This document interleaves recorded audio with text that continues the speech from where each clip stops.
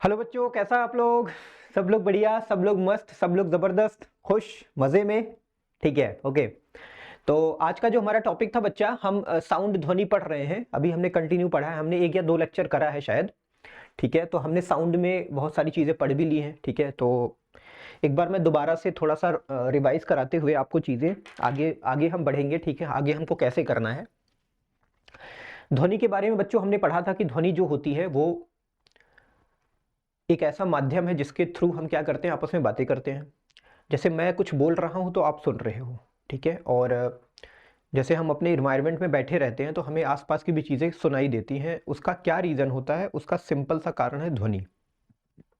ये बात सबको पता है, तो इसमें कोई भी शक आपको नहीं होना चाहिए। ठीक है, और उसके बाद ये हमारा टेलीग्राम चैनल है बच्चा, बहुत ही बेहतरीन चैनल है। अगर आप इससे जुड़ोगे ना तो आपको बहुत सारी ऐसी चीज़ें मिलेगी ना जो आपके फ़ायदे की होंगी। तो जैसे नोट्स हो गया, ठीक है, कुछ प्रैक्टिस सेट हो गए, ये सारी चीज़ें आपको यहाँ पे अवेलेबल हो गई, बहुत सारी इन्फॉर्मेशन हो गई। ठीक है, तो आप यहाँ से कांटेक्ट करके अपनी जो भी रिक्वायरमेंट है उसको फुलफिल कर सकते हो। ठीक है। उसके बाद मैंने आपको इंट्रो में पढ़ाया था कि साउंड होता क्या है। मैं बहुत सिंपल है, इसमें ज़्यादा दिमाग तो लगाना है नहीं, आपको पता है साउंड क्या होता है। साउंड एक ऐसा मतलब एक ऐसी चीज़ है जिसके थ्रू हम चीज़ों का क्या करते हैं, मतलब फील करते हैं। ठीक है, जैसे फील करने का मतलब कि अगर मेरी तरफ कोई आ रहा है तो अगर वो आ रहा है मेरी तरफ तो कहीं ना कहीं वो चल के आएगा, और जब चल के आएगा तो उसके पैरों की जो ध्वनि है वो मेरे को सुनाई देगी, तो मुझे पता चलेगा कि कोई बंदा आ रहा है। ठीक है, और उसके बाद कम्युनिकेट करना, ये तो सबसे बेसिक चीज़ हो गई। सबसे बड़ी चीज़ तो यही है कि हम आपस में बातें कर पाते हैं ध्वनि का इस्तेमाल करके ना। यहाँ पे मैंने क्लासरूम का पिक देख रहा हूँ मैं। ठीक है, यहाँ देखो बच्चे गायब हैं, तो मुझे लग रहा है कि इन बच्चों का लंच हुआ है और लंच में गए हैं ये सब, या तो फिर अभी आए नहीं होंगे, या मॉर्निंग का टाइम होगा, या फिर शाम का टाइम होगा, चले गए होंगे, सब कुछ भी हो सकता है। लंच की बात कर रहे थे। जैसे आप सोचो ना, आपका लंच होता है तो आपको कैसे पता चलता है? आपका लंच होता होगा तो एक बेल बजती होगी। ठीक है, आजकल तो, पहले बड़े बड़े घंटे होते थे पुराने ज़माने में जो टाइम होता था, लेकिन आजकल तो इलेक्ट्रॉनिक बेल्स क्रिएट हो गए हैं। तो जब बेल बजते हैं तो उसमें से ध्वनि निकलती है और वो ध्वनि हमारे कानों में जाती है, हमें चीज़ों का फील हो जाता है कि यार हाँ चलो लंच हो गया है। ठीक है ना। उसके बाद फूट वाली कहानी मैंने आपको बताई दी थी। जब ये बंदा चलेगा तो इसके इसके जो फूट हैं जब ज़मीन से टक करेंगे तो यहाँ से एक साउंड जनरेट होगी। ठीक है, और अगर ये हमारी तरफ बढ़ेगा तो हमें पता चलेगा कि हमारी तरफ आ रहा है। ठीक है। उसके बाद ये वाला गेम आपने बहुत अच्छे से खेला होगा, हाइड एंड सीक वाला, बड़ा अच्छा गेम होता है, मज़ा बहुत आता है इसको खेलने में। अब मुझे नहीं आता, लेकिन पहले बहुत आता था। अब तो पुराना हो गया मेरे लिए ना, आपके लिए नया होगा, तो आप बढ़िया से इसको खेल रहे होंगे, आई होप कि। ठीक है, कभी कभी आपका मन करता होगा खेलने का। तो देखो यहाँ पे 2 बच्चे छुपे हुए हैं और ये जो बंदा है ये आंख मूंद के ऐसे करा है, तो पता चल रहा है कि ये चोर है। चोर यही है ना जो बंद करता है। तो यहाँ से कभी कभी एक एक गेम और आप लोग खेलते हैं, मैं आपको बताऊं, आपको याद आ रहा होगा। जैसे कोई बंद कमरा है। ठीक है, अब बंद कमरे में क्या हुआ कि आप 3-4 लोग दोस्त हो, बंद कमरे में हो। आपने बोला चलो एक गेम खेलते हैं। वो गेम क्या था कि आपने किसी बंदे के आंखों पे ऐसे पट्टी बांध दी और फिर बोला कि उसको पकड़ो। ठीक है, तो आप क्या करते हो, आंख पे पट्टी बंधी हुई है, कुछ दिख तो रहा नहीं है। तो अगर किसी भी बंदे को पकड़ना है या फिर किसी भी अपने दोस्त को पकड़ना है या टच करना है तो आपको एक ही चीज़ हेल्प कर सकती है, और वो है साउंड। मान लेता हूँ आप यहाँ पे हो और आप ऐसे ऐसे कर रहे हो, अचानक से आपका दोस्त थोड़ा सा मूव किया तो जब वो मूव करेगा तो हो सकता है हल्की फुल्की साउंड जनरेट हो, और वो साउंड अगर आपने सुनी और वहाँ तुरंत अटैक किया तो हो सकता है उसके मिलने के चांसेस आपको बढ़ जाए आपके। ठीक है, तो वहाँ भी साउंड का बड़ा अच्छा रोल है। उसके बाद ध्वनि हमारे जीवन में एक बहुत ही महत्वपूर्ण कारक है। सिंपल सी बात है, बातें करना और गाना सुनना। ठीक है, गाना भी आप लोग सुनते होंगे, मैं तो बहुत सुनता हूँ। अभी आपने देखा मेरे कान में ये लगा हुआ था ये। ठीक है, मैं अभी लगा के ही बैठता था कभी कभी, ऐसे मेरा मतलब फुल डे ऐसे ही रहता है मेरा। गाना सुनता नहीं हूँ, ऐसे लगा रहता है, तो मैं अपना फ़ोन कहीं भी छोड़ देता हूँ ना, तो फ़ोन आता है तो मेरे को पता चलता है, तो यहीं से पिक कर लेता हूँ फ़ोन, तो मेरे को थोड़ा ईजिली रहता है, क्योंकि मेरे पास फ़ोन का दिक्कत है। मेरे भूलने की बीमारी है फ़ोन का, तो अक्सर तो ये मेरा हेल्प करता है। ठीक है, तो कहीं ना कहीं ये भी क्या कर रहा है, एक साउंड जनरेट कर रहा है। ठीक है, एक साउंडिंग डिवाइस है, सबके पास होता है, आपके पास भी होगा। ओके, ब्लूटूथ है ये। ठीक है, और उसके बाद बच्चा, आपको पता है अब देखो ये जो विषय है इसमें हम बेसिकली ध्वनि कैसे उत्पन्न होती है ये पढ़ रहे थे हम लोग, वह एक स्थान से दूसरे स्थान तक कैसे पहुंचती है। अब जैसे सोच के देखो, ध्वनि यहाँ पे पैदा हुई लेकिन वो पता चला कि बाहर वाला बंदा जो बैठा है उसने सुन लिया, तो कहीं ना कहीं अगर ध्वनि यहाँ पैदा हुई और वहां तक गई और उसने सुना, तो इसका मतलब वो यहाँ से वहां तक गई। कैसे गई, किस तरह से गई, मैं बताऊंगा आपको, ठीक है। दूसरा थिंग क्या है कि वह कैसे एक स्थान से दूसरे स्थान तक पहुंचती है, बता दिया। हम ध्वनि को कैसे सुन पाते हैं, अरे भैया चलो ठीक है, वो तो ठीक है, ध्वनि हमारे पास आ गई, अब उसको सुनना भी तो है, तो हमें सुनाई भी तो देती है ना। वो कैसे हमने सुना भाई, कान तो ठीक है, कान तो एक माध्यम है, कान नहीं होगा तो सुन नहीं पाएंगे। उसके अलावा भी तो अंदर जब ध्वनि जाती है तो मैकेनिज्म बहुत सारे होते होंगे। क्या होते हैं वो पता है आपको? नहीं पता ना, बताऊंगा मैं। ध्वनि की प्रबलता, ठीक है। अगला टॉपिक, ये वाला जो टॉपिक है इसमें क्या होता है, पता चला कि कुछ ऐसी ध्वनि आपको उत्पन्न होती है जो बहुत ज़्यादा क्या होती है, आपको बड़ी ख़राब लगती है, ठीक है। कुछ ऐसी ध्वनि होती है जो बड़ी प्यारी लगती है, भाई गॉड।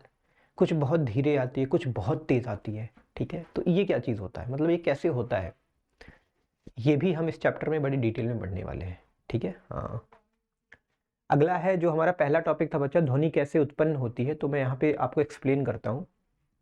तो इसमें देखो पहला पॉइंट क्या लिखा हुआ, ध्वनि कंपन की वजह से उत्पन्न होती है। तो अगर कंपन की वजह से ध्वनि उत्पन्न होती है तो सबसे पहले हमको ये जानना पड़ेगा कि कंपन क्या होता है, ठीक है। अगर हम कंपन जान गए तो उसके थ्रू हम ध्वनि कैसे उत्पन्न होती है उस बात को बड़े अच्छे से जान जाएंगे, ठीक है। कंपन के बारे में मैंने आपको बता भी रखा है, अगर आपको याद हो तो। इसके पहले वाले चैप्टर में कंपन कैसे होता है, किस तरह से होता है, ये अच्छी एक्सप्लेनेशन दी है। बट हाँ, आप यहाँ भी क्या कर सकते हो ना, ध्यान दे सकते हो, ठीक है। दोबारा बता देता हूँ, कोई दिक्कत थोड़ी है मुझे बताने में। तो किसी वस्तु के अपनी मध्य स्थिति के आगे या पीछे होने की गति को कंपन कहते हैं। ये मैं थोड़ा सा ना अपने पेन से एक्सप्लेन करना चाहूँगा। जैसे देखो, ब्लैक पेन देख लो कहाँ पे है।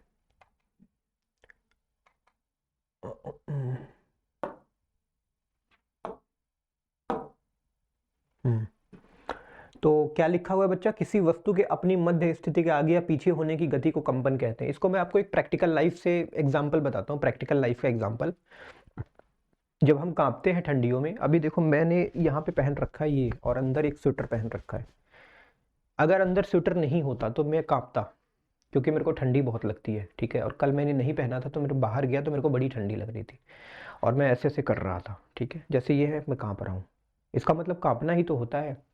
आपके आसपास घर में या फिर पड़ोसी में या फिर कुछ दूर कुछ ऐसे लोग होंगे जो बहुत बुढ़े हो गए होंगे, और आपने उनको अक्सर देखा होगा, कुछ लोग, सबकी बात नहीं कर रहा हूँ, कभी देखा होगा कि वो ऐसे ऐसे कांपते हैं। हम बोलते हैं कि ये कांप रहा है, तो कांपने का मतलब क्या हुआ, कांपने का ये मतलब हुआ, देखो ये जो बॉडी ऐसे ऐसे होती है ना, तो वो अपनी जगह पे क्या हो रही है, इधर उधर इधर उधर इधर क्या कर रही है, मूव कर रही है, अपनी पोजीशन पे इधर उधर क्या कर रही है, मूव कर रही है। इसी को कांपना बोलते हैं।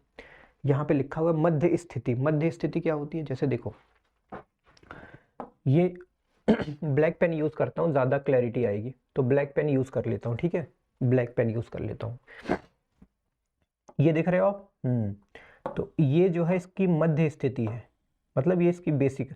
अब मैंने क्या करा, यहाँ पे कुछ एग्जांपल्स मैं आपको बताना चाहता हूँ, लेकिन मेरे पास कुछ दिख नहीं रहा है, नहीं तो आपको बहुत अच्छे से बताता। देखो कुछ है, नहीं है, हाँ चलो कोई नहीं। ये क्या रखा है, नहीं कुछ भी नहीं है, चलो कोई दिक्कत नहीं है, मैं समझा देता हूँ, आप समझ जाओगे, बहुत सिंपल है, ठीक है। सिंपल क्या है बच्चा ना, ये देखो, ये जैसे एक कोई मान लो एक तार है, कोई भी तार आप ले लो, इसको मैंने यहाँ पे क्या कर दिया, एकदम स्टक कर दिया, ठीक है। अब मैं इसको, इसका ऊपरी सिरा ऐसे पकड़ के खींचता हूँ और फिर छोड़ता हूँ, तो ये ऐसे ऐसे ऐसे करने लगता है, ऐसे जाएगा फिर ऐसे आएगा, फिर ऐसे जाएगा फिर ऐसे आएगा, होता है ना ऐसे ऐसे। आपने देखा होगा अपनी लाइफ में, आपने कुछ ना कुछ तो ऐसा किया होगा, पता चला खींच के छोड़ दिए। मैंने अपनी लाइफ में क्या किया, मैं आपको बताता हूँ। मैं जब अपने घर पे रहता था, मेरा घर बेसिकली आजमगढ़ है, ठीक, तो वहाँ पे मैं रहता था। तो वहाँ पे छोटे छोटे पौधे होते थे, ठीक है। तो पौधों को ऐसे पकड़ता था, ऐसे पीछे की तरफ खींचता था, फिर छोड़ता था ना, तो फिर छोड़ने के बाद वो पौधे ऐसे ऐसे करते थे, ठीक है, ऐसे ऐसे। मतलब उनकी जो प्राइमरी पोजीशन है वो तो एकदम स्टक वाली, उसके आगे पीछे वो क्या करते थे, गति करते थे। और इसी को बच्चा ना क्या बोलते हैं, कंपन बोलते हैं, ठीक है। तो कंसेप्ट आपको समझ में आया। अब देखो इसकी डेफिनेशन अगर आपको आ जाएगी लिखने के लिए एग्जाम में, तो कैसे लिखोगे कि किसी वस्तु के अपनी मध्य स्थिति के आगे या पीछे होने की गति को कंपन कहते हैं, ठीक है। एक बार इसको आप ना अपने पेन से लिख भी सकते हो अगर चाहो तो, तो लिख लोगे तो एग्जाम में ऐसे लिख दोगे तो आपको पूरे मार्क्स मिल जाएंगे, ठीक है। और एक छोटा सा कोई फिगर वगैरह यहाँ पे बना देना, काम आपका बन जाएगा, ठीक है। उसके बाद अगला जो टॉपिक है बच्चा वो क्या है कि कुछ स्थितियों में यह कंपन आसानी से दिख जाता है। ये वाला जो कंपन हो रहा है यहाँ पे ये आपको दिख रहा है, लेकिन कभी कभी क्या होता है कुछ स्थितियों में ये नहीं दिखता है। मैं आपको एक एग्जांपल बताता हूँ। एक आजकल सेविंग मशीन आती है, ठीक है, जिसको हम इलेक्ट्रॉनिक सेविंग मशीन आती है, ठीक है। आपने देखा होगा, आपके घर में अगर कोई यूज़ करता होगा तो आपको पता होगा ये बात कि उसमें लगाते हैं प्लग में और फिर ऐसे से ट्रिम कर देते हैं, ठीक है। ट्रिमिंग मशीन बोलते हैं उसको। उसके अंदर पता है बच्चा छोटे छोटे मेटल्स होते हैं जो आपस में कंबाइंड होकर बहुत तेज़ी से वाइब्रेट करते हैं। और जब वो बहुत तेज़ी से वाइब्रेट करते हैं ना तो उनके टच में जितने भी बाल आते हैं ना, ये सेविंग वाले बाल, वो तुरंत वहीं पे कट जाते हैं, ठीक है। तो वो जो वाइब्रेशन है वो आपको दिख नहीं रहा लेकिन हो रहा है, ठीक है। वो वाइब्रेशन आपको दिखेगा नहीं बच्चा, लेकिन वो हो रहा है। तो वही बात है कि कुछ वाइब्रेशन हमको दिखते हैं और कुछ वाइब्रेशन या कंपन हमको नहीं दिखते हैं, जो बहुत सूक्ष्म लेवल पे होते हैं वो नहीं दिखते हैं, ठीक है। हाँ, तो अभी बताता हूँ मैं उसके बारे में और अच्छे से, ठीक है। ठीक है, अब जैसे ये देखो आपका वायलिन है, ठीक है। आपने वायलिन ये देखा होगा, हो सकता है कुछ लोगों ने बजाया भी हो, क्योंकि बजाने में बहुत मज़ा आता है इसको, ठीक है। तो ये लिखा है जब आप वायलिन बजाते हैं तब आप छड़ी से तार को क्या करते हैं, कंपित करते हैं। कंपित करने का मतलब जैसे ये देखो आप इसमें देखो छोटे छोटे तार लगे हुए हैं ना, देखो 1 2 3 4 ये तार लगे हुए हैं इसमें, ये वाला तार, ये हम क्या करते हैं इसी के ऊपर तो ऐसे ऐसे करते हैं। आपने कभी नोटिस करना या फिर यूट्यूब पे आप जाके चेकआउट करना, कोई वायलिन बजाता हुआ वीडियो आप देखना, उसमें ऐसे करके ऐसे ऐसे करते हैं। ये जो अंगूठा होता है ना वो इसी के ऊपर रगड़ते हैं, ये जो आपका वायलिन का तार है। और जब ऐसे उसके ऊपर हिट करते हैं ना तो ये जो वायलिन का तार है बच्चा ना, ये क्या करता है, कंपन करता है। और जब वो कंपन करता है तो वहीं से ध्वनि पैदा होती है। बहुत सिंपल है, आपका अंगूठा है, अंगूठे से हमने इसको हिट किया, फिर ये आगे पीछे होने लगता है, तो फिर उससे क्या होता है, ध्वनि उत्पन्न होती है। कुछ लोगों का सवाल होगा कि सर इतनी प्यारी ध्वनि उत्पन्न होती है। नहीं बच्चा, वो ऐसा कुछ है नहीं। जैसे देखो होता क्या है, अगर आपको पता है कि बहुत अच्छा, जैसे आप सोचो ना, अगर बहुत अच्छे से आप पढ़ाई करोगे तो बहुत आगे जाओगे, पढ़ाई नहीं करोगे तो बहुत आगे नहीं जाओगे, ठीक है। या फिर थोड़ा बहुत पढ़ाई करोगे तो बहुत सक्सेसफुल नहीं बनोगे और ख़राब भी नहीं होगे। वैसे इस पे जो हिट करने का तरीका होता है ना इससे, तो हमको पता अगर इतना हिट करेंगे तो ये वाली ध्वनि पैदा होगी, इतना हिट करेंगे तो ये वाली ध्वनि पैदा होगी। तो वो हमारा माइंड पहले से मेकअप होता है कि हमको कितना इसको ऐसे ऐसे करके बजाना है, ठीक है। तो उसी के हिसाब से निर्धारित होता है कि यहाँ से कौन सी आवाज़ निकलेगी, ठीक है। तो है आसान, बड़ा सिंपल है, तो इसमें ज़्यादा दिमाग हमको लगाना नहीं है, ठीक है। तो बस सिंपल जानो कि ये तार होता है, तार पे जब हम ऐसे ऐसे रगड़ते हैं, रगड़ना नहीं होता, ऐसे ऐसे करना होता है, तो ये कंपन करता है और कंपन की वजह से इसमें से ध्वनि पैदा होती है, ठीक है। ओके, अगली स्लाइड हमारी क्या बोलती है कि मनुष्यों द्वारा उत्पन्न ध्वनि। अब देखो ये तो बात हो गई सिंपल की चारों तरफ की ध्वनि, ऐसे ध्वनि। अब मैं भी तो ध्वनि उत्पन्न कर रहा हूँ, बताओ कर रहा हूँ कि नहीं कर रहा हूँ। देखो मैं बोल रहा हूँ तो कहीं ना कहीं जबान से आवाज़ निकल रही कि नहीं निकल रही है, और आप सुन भी रहे हो, ठीक है। तो थोड़ा सा हम इसके बारे में चर्चा करेंगे, अगर मनुष्य ध्वनि पैदा करता है तो कैसे करता है, ठीक है। जैसे इसमें पहला पॉइंट क्या बोलता है कि मनुष्यों में ध्वनि वाक्य यंत्र द्वारा उत्पन्न होती है। वाक्य यंत्र क्या होता है, वाक्य यंत्र, मैं खड़ा हूं, आप वाक्य यंत्र को देख तो नहीं सकते सामने से, लेकिन मैं आपको बताता हूँ ये यहाँ पे होता है, ठीक है, यहाँ पे होता है, ठीक है। साउंड बॉक्स के नाम से होता है, वाक्य यंत्र भी बोलते हैं इसको, ठीक है। तो वहां से यहाँ पे होता है, अभी मैं इसका चित्र आपको आगे दिखाऊंगा, ठीक है, परेशान मत होइए।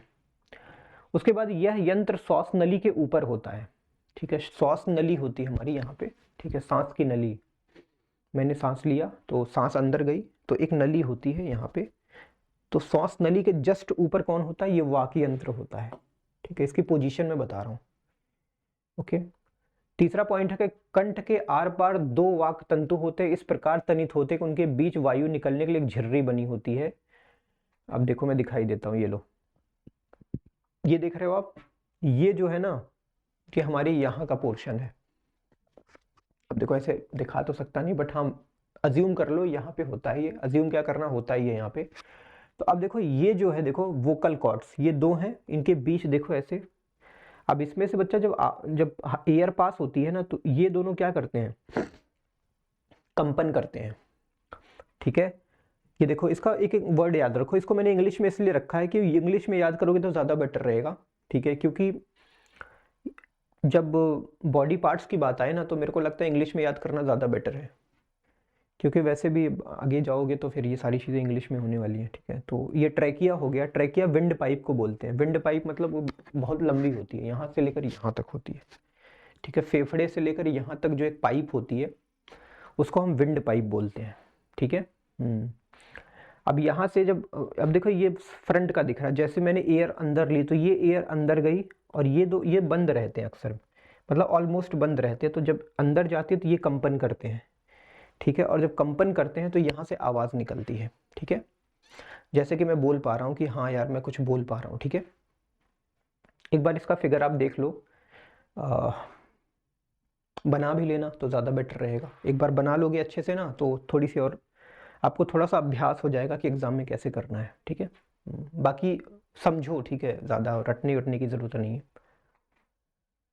उसके बाद आता है ध्वनि का संचरण।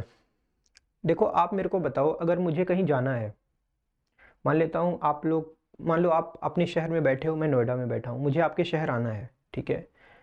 तो आने के लिए ऐसा तो है नहीं कि मैं उड़ के आ जाऊँगा कि भैया कहाँ बैठे हो, आ जाओ, मेरे पंख हैं, मैं उड़ के आपके पास चला आया, ऐसा तो होगा नहीं। अगर मुझे आप तक आना है तो मेरे को एक रास्ता चाहिए होगा, ठीक है।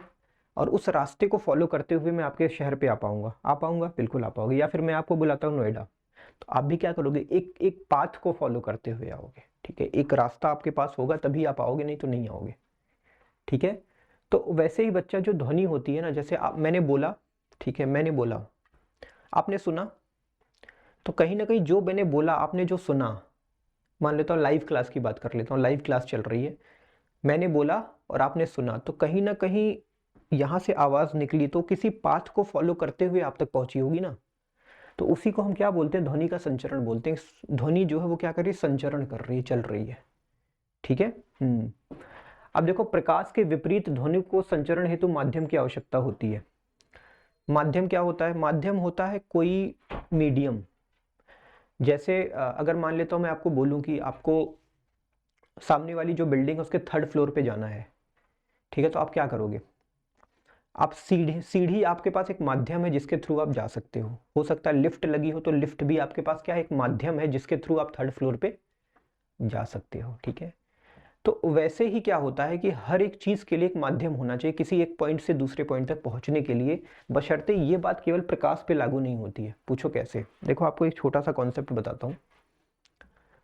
जैसे ये हमारी धरती है, ठीक है, अर्थ है हमारा, ठीक है। अर्थ के चारों तरफ क्या है, एक बहुत बड़ा वॉल्यूम है जिसमें हमारी गैसेस हैं और भी बहुत सारी चीज़ें हैं, ठीक है।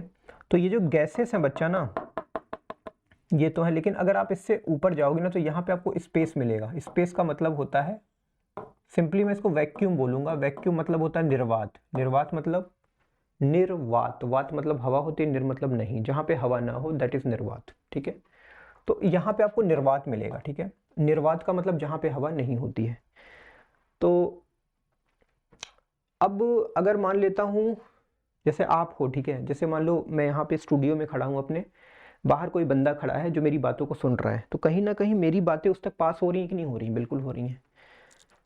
तो अगर मैं बताऊं, अगर मेरे और उसके बीच जो हवा है वही एक संचरण का माध्यम है जिसके थ्रू मेरी आवाज़ जा रही है, ठीक है। लेकिन अगर हमारे उसके बीच हवा नहीं होती ना, या फिर वायु नहीं होती, तो अगर मैं बोलूँगा ना तो वो सुन ही नहीं पाता। क्यों, क्योंकि देखो होता क्या है, जैसे मान लेता हूँ यहाँ पे आप खड़े हो और यहाँ पे मैं खड़ा हूँ, ठीक है। ध्यान से देखना, बहुत आसान है, ठीक है। अब क्या है, चारों तरफ हवा है। हवा छोटे छोटे कणों से मिलकर बना होता है, ये बात आप सबको पता है। ये छोटे छोटे कण होते हैं, हमको दिखते नहीं है बट होते हैं ये। अब जैसे मैंने कुछ बोला, तो बोलने के बाद यहाँ का जो हवा होगी वो कांपेगी, फिर इसके कंपन से अगली वाली कांपेगी, अगली वाली कांपेगी, अगली कांपेगी, कंपन होता होता होता होता होता होता होता यहाँ मेरे कानों में जाएगा, और फिर मेरे कान में जो पर्दा है उसके ऊपर भी कंपन होगा। तो इससे क्या होता है, मेरे को आवाज़ सुनाई दे जाती है, ठीक है। लेकिन सोच के देखो, अगर यही हवा ना हो तो बीच में कांपने के लिए कोई है ही नहीं। और जब नहीं है तो सिंपल सी बात है, जो एयर जो साउंड है हमारी वो क्या करेगी, एक जगह से दूसरी जगह नहीं जा पाएगी। प्रकाश के साथ भी यही, प्रकाश के साथ कंपन का सीन नहीं है। प्रकाश क्या करती है ना, उसको अगर कोई, उसके पास अगर कोई माध्यम नहीं है ना तब भी वो चली जाती है, उसकी एक खासियत होती है। ठीक है, तो ये चीज़ है। तो प्रकाश को माध्यम की ज़रूरत नहीं होती, और जो साउंड होता है उसको माध्यम की ज़रूरत होती है, किसके लिए, संचरण के लिए, मतलब एक जगह से दूसरी जगह जाने के लिए। ठीक है, ध्वनि निर्वात में संचारित नहीं हो सकती। मैंने बताया ना, निर्वात का मतलब जहाँ पे हवा ना हो। अगर आप सोचो कि वहाँ पे मैं ध्वनि को संचारित कर दूँ, संचारित करने का मतलब कि उसको एक जगह से दूसरी जगह पास कर दूँ, तो ये पॉसिबल नहीं है, ये संभव नहीं है बच्चा, मैं आपको बता रहा हूँ, that's not possible. Okay, so next one is, कंपायमान वस्तुएं ध्वनि उत्पन्न एवं संचारित कर सकती हैं। तो ऐसी चीजें जो कंपायमान होती, कंपाय मतलब जिसके अंदर कंपन होता है, जो कंपित हो सकती हैं, उनके थ्रू क्या होता है कि ध्वनि उत्पन्न करी जा सकती है। ठीक है, उसके बाद थर्ड में फोर्थ पॉइंट है मेरा कि ध्वनि द्रव्य, ठोस वस्तु तथा वायु में संचारित हो सकती है। अब देखो, ध्वनि को चाहिए एक माध्यम, वो कुछ भी हो सकता है, चाहे वो ठोस हो, चाहे वो द्रव हो, चाहे वो गैस हो। अगर उसको वो माध्यम मिल जाएगा तो ध्वनि क्या करेगी, चलेगी। ठीक है, वो कहेगी ठीक है भैया हम चलेंगे। ओके, एक एक पॉइंट है, बड़े सिंपल वे में बता रहा हूँ, इसको समझो बस। ठीक है, और अगर आपको लगता है लिखना ज़रूरी है तो लिख भी सकते हो। ठीक है, बस समझो, एक्सप्लेन जो कर रहा हूँ समझो, और ये जो आपको एक्सप्लेनेशन जो समझ में आएगी नहीं, आपको एग्जाम में जाके लिखना है। ठीक है, अच्छे तरीके से, थोड़ा सा अच्छे तरीके से इसी बात को आप लिख दोगे ना तो बड़े अच्छे मार्क्स आने वाले हैं आपके। ठीक है। तो उसके बाद अब जैसे क्वेश्चन बन जाएगा कि क्या ध्वनि ठोस में संचारित हो सकती है, तो हाँ बिल्कुल हो सकती है। या फिर ब्लैंक स्थान में ऐसे कर देगा कि ध्वनि दिस और दिस, यहाँ पे ब्लैंक हो गया। ठीक है, पूछेगा कि संचारित हो सकती है तो भर दो यहाँ पे द्रव्य, ठोस, वायु। छोटे छोटे क्वेश्चन बनेंगे, तो परेशान नहीं होना है। ठीक है, बस याद रखो कि क्या मैं बता रहा हूँ। ओके, उसके बाद हमारा लास्ट पॉइंट है कि ध्वनि की गति सबसे ज़्यादा ठोस वस्तुओं में होती है और सबसे कम वायु में होती है। बहुत सिंपल सा एक जनरल नॉलेज का क्वेश्चन है कि ध्वनि जो है उसकी चाल, चाल की तो बात कर रहे हैं, गति सबसे ज़्यादा किस में होती है, ठोस में होती है, और सबसे कम किस में होती है, गैस में होती है। ध्वनि की चाल सबसे ज़्यादा ठोस में होती है और सबसे कम गैस में होती है। सिंपल सा टास्क। ठीक है, क्वेश्चन क्या बनेगा कि ध्वनि की चाल किस में ज़्यादा होती है और किस में कम होती है, लिख दो। ध्वनि की चाल ठोस में सबसे ज़्यादा होती है और गैस में सबसे कम होती है, सिंपल सी बात है। उसके बाद हमारा आता है कंपन का आयाम। अब देखो, कंपन तो हमने पढ़ लिया, अब मैं सोच रहा हूँ कंपन के बारे में थोड़ी सी चीज़ें हम और पढ़ते हैं। ठीक है, कंपन होता क्या है। ठीक है, कंपन के अंदर भी कुछ ऐसे टर्म्स होते हैं जो हम नहीं जानते, तो हम यहाँ पे जानेंगे।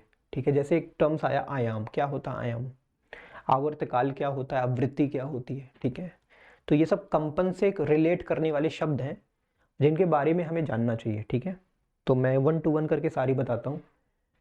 जैसे यहाँ पे पहला पॉइंट बच्चा लिखा हुआ है कि प्रति सेकंड होने वाले दोलनों की संख्या को आवृत्ति कहते हैं। ठीक है, आवृत्ति क्या होता है, सबसे पहले हमको यह समझना है। चलो मैं पहला पॉइंट आयाम बताता हूँ। देखो, आयाम का मतलब होता है कि देखो यहाँ पे आपको एक फिगर दिख रहा होगा, इसमें ये y एक्सिस है और ये x एक्सिस है, और ये पता क्या है बच्चा, ये ध्वनि है। ये ध्वनि ऐसे मूव कर रही है। जैसे मैं बोलूँ कि एक ध्वनि यहाँ से साउंड जनरेट हुई और वो यहाँ तक गई, तो उसका मैं अगर दिखाना चाहूँ कि कैसे गई, तो मैं उसको ऐसे दिखाऊंगा। ठीक है, ऐसे दिखाऊंगा, मतलब ये एक पाथ था, इसके इर्द गिर्द ऐसे करते करते करते करते यहाँ तक पहुंची।